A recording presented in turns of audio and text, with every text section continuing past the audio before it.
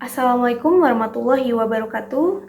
Selamat pagi teman-teman semuanya yang saya hormati. Hari ini saya ingin mengajak teman-teman semua untuk membahas sebuah kebiasaan sederhana yang sering kita abaikan, tetapi sebenarnya memiliki dampak besar bagi perkembangan hidup kita, yaitu membaca.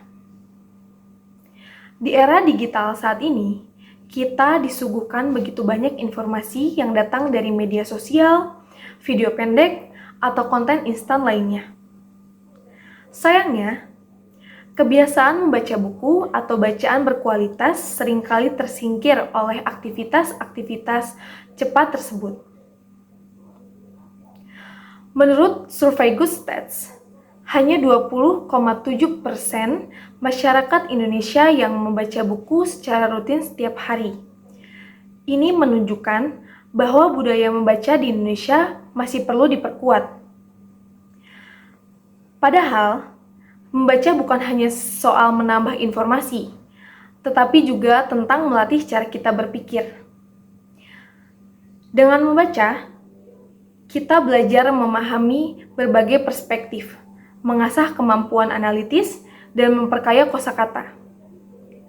Bahkan, menurut admerika.or.id, membaca terbukti dapat mengurangi stres, meningkatkan fokus, dan memperluas wawasan.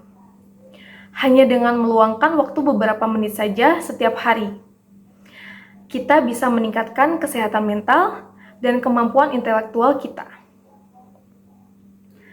Kabar baiknya, budaya membaca di Indonesia mulai berkembang.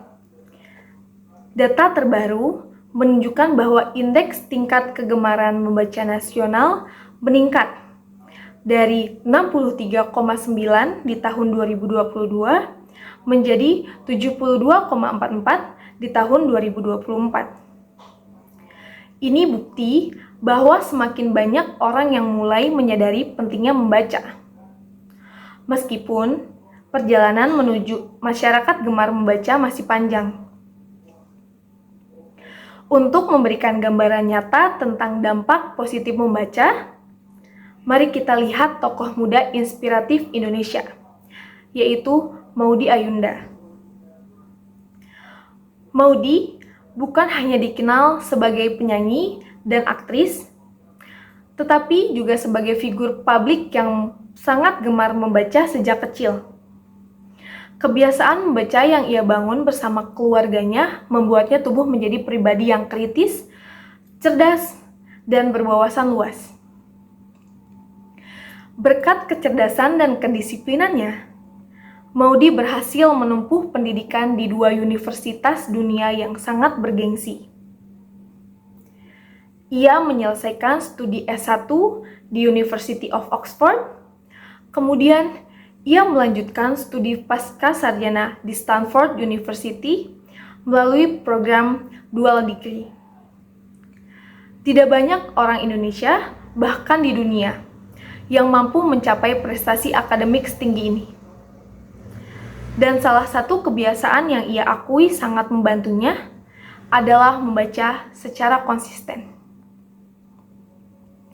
Teman-teman, membaca tidak selalu harus menyelesaikan buku tebal dalam waktu singkat.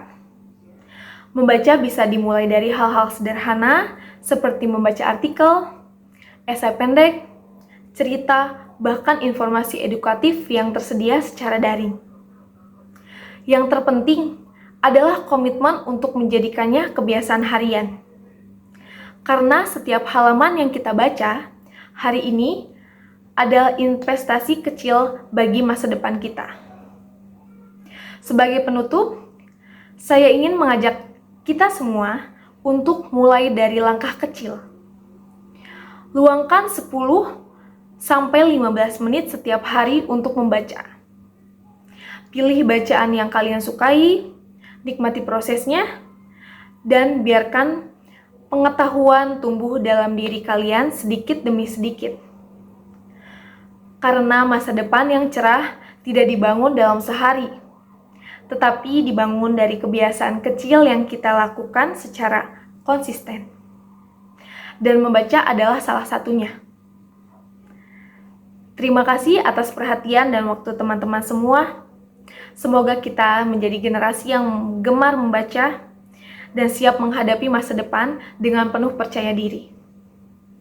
Wassalamualaikum warahmatullahi wabarakatuh.